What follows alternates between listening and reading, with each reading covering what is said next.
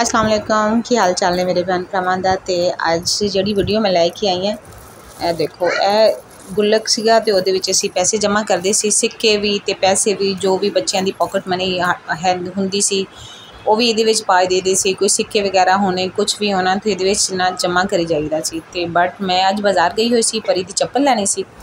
तो फिर जो मैं वापस आई हाँ तो बच्चे इहदा रौला डाल के बैठे सी, बड़े खुश होन डे सी, खेलते पे सी पैसों नाल। मैं क्या की कीता है, कित्थों आए ने इन्ने पैसे। फिर इन्होंने गुल्लक मेरे अगे किया, कह रहे मम्मा साडे कोलों ना गलती दे नाल गुल्लक टुट गया। मैं क्या तुहाडी हद हो गई हकीर वाली, गलती दे नाल कितनी जल्दी तुहाडे कोलों गुल्लक टुट जाता है। फिर टुटा भी गलती दे नाल गुल्लक ही है। तो फिर ये सी ना कि बच्चों के कोल बर्दाश्त नहीं सी हुंदा कि इहदे विच पैसे किन्ने असीं एक दफ़ा देख लईए। खड़कदे पैसे, खड़कदे सिक्के इन्हां दे कोल बर्दाश्त नहीं सी कि सानूं खड़कदे सिक्के चाहिए ने, कॉइन चाहिए ने, साडे कोल पैसे जमा हो गए ने। तो इस वजह नाल करके काफ़ी खुश सी। तो फिर मुड़ के मैं ज़ाहरी बात है बच्चे इन्हां दा ये सारा कुछ, नाले वैसे भी इतने ज़्यादा तो है नहीं सी।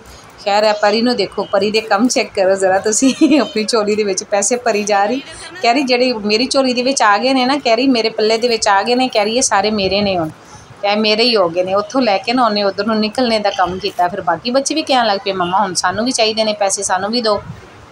तो खैर बच्चों ने आपस दे विच ही पैसे जिहड़े सी वंड वुंड लए। तो जिहड़े दूसरे वाले सी वो फिर मैं उन्होंने एक साइड ते सीधे वगैरह करन लग पई है। परी लैके आई अपने लिए बेलना, और रोटी पकाने वास्ते इन्हूं बड़ा शौक हुंदा है। मैं जो भी रोटी पकाने वास्ते किचन च जांदी है या नाश्ता बनाने जांदी है, मेरे पीछे लाजमी खड़ी हुंदी है। यह हैगा कुंडी डंडा जिहदे विच अदरक लहसुन का पेस्ट कुट्टी दा है। परी दी जिहड़ी शॉपिंग है ना मैनूं बड़ी महंगी पै जाती है। एक चीज़ लैन जाती है, फिर हर दुकान के उत्ते खड़ी होकर यही काम होंदा है कि मैं भी चीज़ लैनी है, वो भी चीज़ लैनी है। मेरे ख्याल दे विच अमूमन ये हर बच्चे का ही काम होंदा है। बच्चा अगर गलती दे नाल बाज़ार चला जाए ना, उन्होंने कसमें यकीन करो धक्के दे नाल खिच खिच के घर ले आना पैंदा, नहीं तो हर दुकान के उत्ते खड़ा होकर उन्हें हथ रखना होंदा है, भी लै दो, तो यह भी चीज़ चाहिए, तो यह भी चीज़ चाहिए। तो बाकी खैर बच्चियां दी जिहड़ियां ख्वाहिशां माँ प्यो ही पूरियां करदे हुंदे ने। तो अल्लाह ताला सलामत रखे बच्चियां नूं भी, तो अल्लाह ताला सलामत रखे माँ प्यो नूं भी, जिहड़े अपने बच्चियां दी ख्वाहिशां पूरियां करदे ने। क्योंकि जो माँ बाप अपने बच्चियां दी चीज़ां ख्वाहिशां पूरियां कर सकते हो, कोई दूसरा इंसान नहीं कर सकता। लख जिन्ना मर्जी करीबी रिश्ता होवे, ना किसी ते भरोसा किया जा सकता है, तो ना ही किसी दे उत्ते इस चीज़ का एतमाद किया जा सकता है कि वह बच्चों को संभाल सके। बस अल्लाह ताला सलामती दे बच्चों को भी, तो बच्चों के माँ बाप को भी खुश रखन, बच्चे भी आबाद रहन।